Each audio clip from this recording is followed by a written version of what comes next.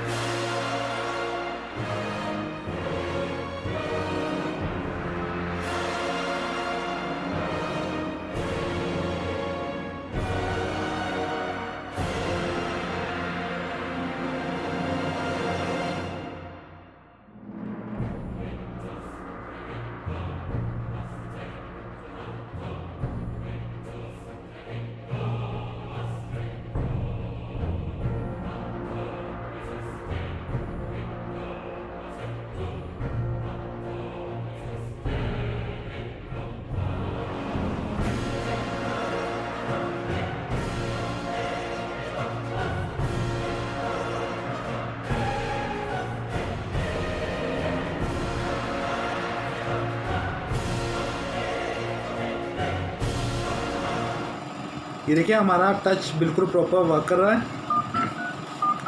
अगर जो आपको मेरी वीडियो पसंद आई हो तो मेरे चैनल को सब्सक्राइब करें, लाइक करें, कमेंट करें और जितना ज़्यादा हो सके शेयर करें। मिलते हैं नेक्स्ट वीडियो में।